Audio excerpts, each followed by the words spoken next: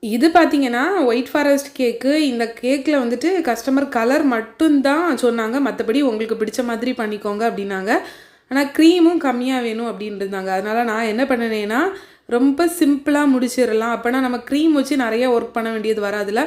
அப்டின்ட்டு கேக்க ரொம்ப சிம்பிளாவே முடிச்சுட்டேன். ஃபர்ஸ்ட்டு க்ரம் கோட்டிங் போட்டு, மேல மெயின் கோட்டிங் வந்துட்டு ஒரு மாதிரி ஒரு பர்பிள் கலர் தான் குடுத்தேன். ஆனா கேமரால பார்க்குறதுக்கு கேக்கோட கலரே வித்தியாசமா இருக்கு.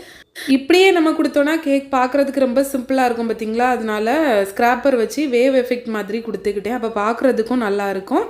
அதுக்கப்புறம் என்ன பண்ணுனேன்னா, நம்ம பேலட் நைஃப் வச்சு மேல அந்த கொசுவத்தி காயெல்லாம் போட்டு எடுத்துக்கிட்டேன். இது வந்து நெறைய பேர் கேட்குறீங்க எப்படி போடணுன்ட்டு. நானே இது இப்ப தாங்க கத்துட்ருக்கேன். கண்டிப்பா சீக்கிரத்தில ஷேர் பண்றேன். அப்படியே கேக்ல கொஞ்சம் கோல்டன் பால்ஸுமே போட்டுக்கிட்டேன். கேக் பார்க்குறதுக்கு ரொம்ப சிம்பிளா இருந்தாலும் நீட்டா நல்லா இருந்துச்சு. நீங்க ஒரு வேளை கேக் ஆர்டர் பண்ணணும்னா, கீழ இருக்க நம்பருக்கு வாட்ஸ்அப் பண்ணுங்க. கன்னியாகுமரி டிஸ்ட்ரிக்ட்ல ஹோம் டெலிவரி இருக்கு. பாய்.